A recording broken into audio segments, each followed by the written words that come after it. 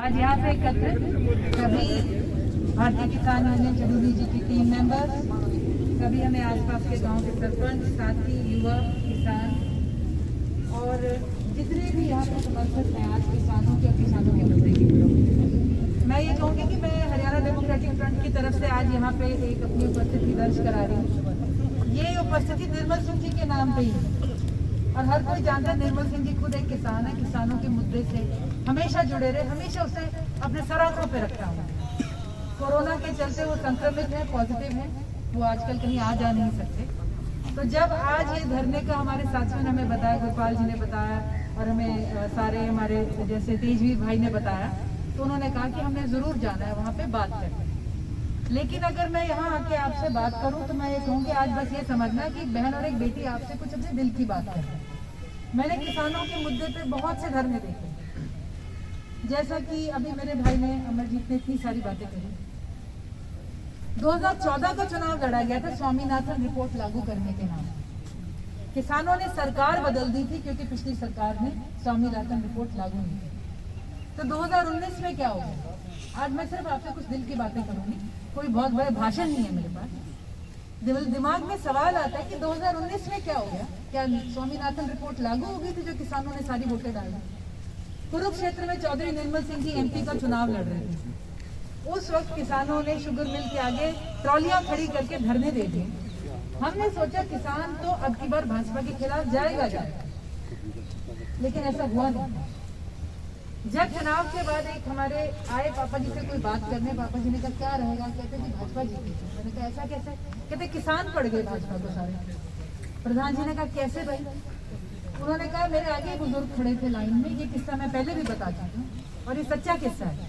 कहते मैंने पूछा ताऊ किधर? कहते 2000 की घंटी बज गई अकाउंट में, भाजपा को डर। एक मैं अगर आपको कहानी बताऊं तो मुझे किसी ने समझाई ये बात, कई चर्चाएं चली कि जिस सरकार ने किसानों को जुत्ते पे रखा, कुछ नहीं दिया, जो दुर्गति होनी थी वो पिछली सरकार में शुरू हो चुकी थी। ट्रैक्टरों पे जीएसटी, फर्टिलाइजर पे लड़ाई, बीजों पे लड़ाई, एमएसपी, बिक्री ना होना। अभी मेरे भाई ने कहा स्वामीनाथन छोड़ो एमएसपी की लड़ाई रहेगी, मैं कहती हूँ एमएसपी छोड़ो खेती की लड़ाई रहेगी।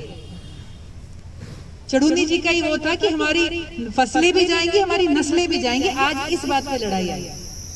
एक साथी से मेरी बात हुई, मैंने कहा ये कैसे हो गया? उसने एक छोटी सी कहानी सुनाई। उसने कहा एक बहुत तानाशाह था, जनता को हर रोज त्रस्त करके रखता था, लहू लुहान करके रखता था। उसके एक बंदे ने कहा आपको डर नहीं लगता ये बगावत कर देंगे? तानाशाह के पास ही मुर्गियां खेल रही थी। तानाशाह ने एक मुर्गी पकड़ी, कहता और बता तुझे क्या लगता है क्यों बगावत करेंगे? बातें करता रहा और तानाशाह एक एक करके मुर्गी के बाल पूछता रहा। मुर्गी चिल्लाती रही, चोंच मारने की कोशिश करी, नाखून मारने की कोशिश करी, लहू लुहान होगी। सामने वाला भी उसे देख के विचलित हो गया कि क्या कर रहा है, इतना तड़पा रहा है, इतना पाप कर रहा है। तानाशाह का तो बोल ना, कोई बात नहीं कहता। कहता जी मुर्गी मार देगी आपको, कुछ कर देगी? कहता कुछ नहीं करेगी। जब सारी पूट दी, लहू लुहान मुर्गी होगी, इसने नीचे छोड़ी, बेचारी थोड़ी देर कलपती रही। तानाशाह ने जेब से दाने निकाले, 2 दाने फेंके, मुर्गी खाने में बिजी हो गई। ये कहानी है हमारी असली। पिछले सरकार के 5 सालों में सबको पता है मंदसौर के किसानों पे गोलियां चली। शायद हरियाणा वाले आराम से बैठे रहेंगे, शायद पंजाब वाले आराम से बैठे रहेंगे, किसान मर रहा था। सबने देखा महाराष्ट्र के अंदर हजारों की तादाद में नंगे पैर किसान आए, पूरा सोशल मीडिया भरा हुआ था। मुंबई वालों ने, शहर वालों ने ठेले लगा लिए, छबीले लगा ली, खाना दिया, बिस्किट के पैकेट दिए। सबने किसानों के लहू लुहान पैर दिखे। फिर भी भाजपा 2019 में जीती। कोई फर्क नहीं था गांव पूरी तरह पे। आज आपसे कहा जाता है सरपंच हमारे साथ नहीं। मैं कहती हूँ सरपंचों को छोड़ो ना, एक बार अगर सरपंच ने सरपंची जीत ली, उसे तो अगली ग्रांट की चिंता है। ग्रांट नहीं मिलेगी तो लोग उसे मार देंगे। वो आपकी लड़ाई नहीं लड़ेगा, लड़ाई आपने लड़नी है, हमने लड़नी है। और विपक्ष में जो बैठा होता है बड़ा आसान होता है उसके लिए कहना कि ये ऐसे है, हम ऐसा कर देंगे। क्या इतने सालों बाद आजादी के, क्या हम इतने भी बड़े नहीं हुए कि जैसे लड़कियां फेयर एंड लवली की एड देके फेयर एंड लवली खरीद लेती है? क्या आज भी हम चुनावी वादे पे यूं बह जाते हैं? आपको पता होना चाहिए, आप मेरे से बड़े हैं, आप सब मेरे से बड़े हैं। वो कहते हैं ना जिस तन लागे वो तन जाने। आज ये सिर्फ कुछ दिल की बातें। हैरानगी होती है कि ये कोई नई बात नहीं, फिर भी हो गया, फिर भी भाजपा जीती, फिर भी हरियाणा में लोगों ने बदलाव चाहा। मैं कहती कांग्रेस पार्टी ने अपने पैरों पे कुल्हाड़ी मार ली थी, उन्हें ही नहीं पता था हमारी सरकार आ सकती है। उन्होंने लोगों के साथ विश्वासघात कर बैठे, उन्होंने लोगों को मौका नहीं दिया जीतने।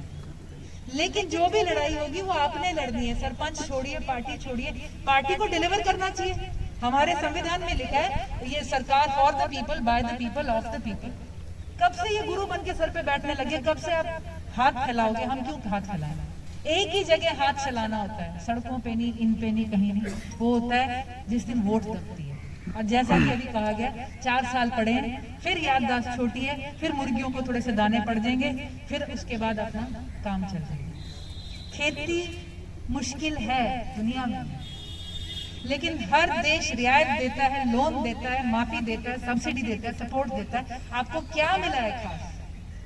किसान फसल बीमा योजना के नाम पे सबसे बड़ा जो है घोटाला निकलेगा। आपकी जेबे अकाउंटों से जोड़ के खोल दी सरकार, जब मर्जी हाथ डाले, आप निकलवा के देख लो 1 रुपया वापस। ये सच्चाइयां हैं, ये पॉलिटिकल मुद्दा नहीं है, ये आपका मुद्दा है। आपने क्या करना है? क्यों किसान मजबूर नहीं कर सकता सरकार को टेबल पे बैठने पे? क्यों किसान मजबूर नहीं कर सकता मैनिफेस्टो पे डिलीवर करने पे? ये आपका संगठन, और जैसे कहा कि हमारी शक्ति है, हमारा दृढ़ निश्चय है, याददाश्त रखनी पड़ेगी। क्योंकि जब 4 साल बीत जाएंगे, 1-2 ग्रांट आ जाएगी, ये सारी बातें उड़ जाएंगी और 5 साल के लिए फिर बली हो जाएगी सारी। खेती बहुत जरूरी है। तर्कशास्त्री कहेंगे जब हम आजाद हुए थे, जैसे जीडीपी की बात हुई, देश की अर्थव्यवस्था में पैसा किधर से आता है?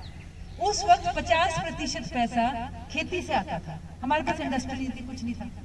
आज वो कहेंगे जी आज तो खेती 15% में सीमित रह गई है। देश में 100 रुपया हो रहा है ना, अगर तो उसमें से 15 खेती से आता है। अर्थव्यवस्था में 15 पैसा रह गया वो हिसाब, लेकिन जो थाली हर रोज लगा के अपने बच्चों को खिलाते हैं ना, उस थाली में 100% किसान का योगदान आज भी। ये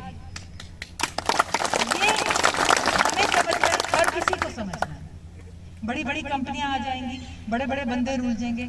आज ये कार्यक्रम में जा रहे थे, ब्रह्मपाल राणा जी मेरे साथ यहाँ पे आए होंगे, हमारे सीनियर नेता है हरियाणा डेमोक्रेटिक फ्रंट के। एक मशीन गुजरी, भैया ने कहा चित्रा मशीनों का भी कमाल है। मैंने कहा भैया मिनटों में काम कर देती है। मैंने कहा हाँ।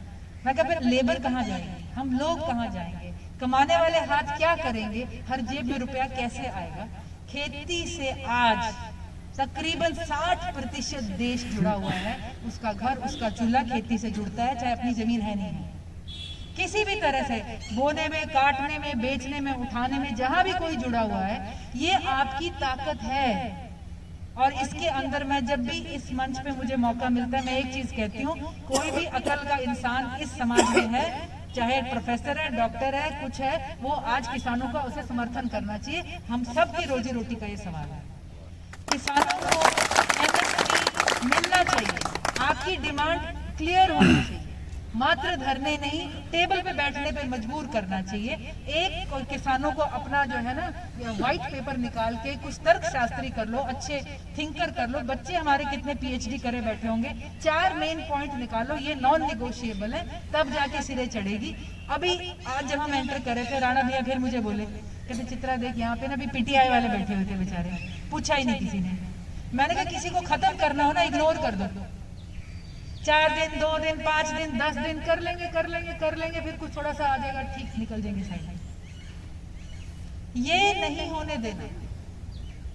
ये जो कहते हैं ना 100 सुनार की एक लोहार की, ये किसानों की ना लोहार की वोट वाले दिन नहीं पड़ती। बस ये सुनार की हम जितनी मर्जी पीटते रहे, आपसे मिलेंगे, नहीं मिलेंगे, अगले साल मिलेंगे, अब मिलेंगे।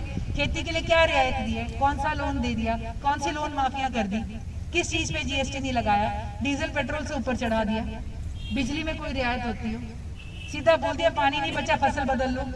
अब ये देखो ना, 1 किला उस फसल का उगा के कितना रुपया मिल रहा है, 1 किला इस फसल का उगा के कितना रुपया मिल रहा है। आपके पास अपनी बात कहने के लिए आपने लोगों को मजबूर करना है। और मैं समझती हूँ सरकारें आपने बनाई है, सरपंच आपने बनाया है, एमएलए आपने बनाया है, एमपी आपने बनाया है। उससे पहले सबके हाथ जुड़े होते हैं, बाद में सारे यूं गायब हो जाते हैं जैसे पता नहीं हमें हाथ जोड़ने हैं। हमने अपने दिमाग में ये तस्वीर नहीं करनी कि हमने हाथ जोड़ने हैं, किसी डिमांड करनी है, लड़ाई करनी है, बात करनी है। तो ये कुछ बातें थी, ये आप लोग हमसे मुझसे बहुत ज्यादा बेहतर जानते होंगे कुछ जो ख्याल थे। और यही आशा है कि जो हमारे बड़े बुजुर्ग, जो आप लोग, कुछ कुछ बातों को याद रखोगे, कुछ कार्यक्रम को आप अपने बांधोगे और फिर चलोगे, तभी इस लड़ाई में कुछ ना कुछ हम कमा पाएंगे, किसानों को और खेती को सुरक्षित करेंगे। तो एक बार फिर हरियाणा डेमोक्रेटिक फ्रंट की तरफ से, चौधरी निर्मल सिंह की तरफ से आप सबके साथ हमारा समर्थन है। और वो कहते हैं ना, विजयी भवे, तो हम सवारी जीत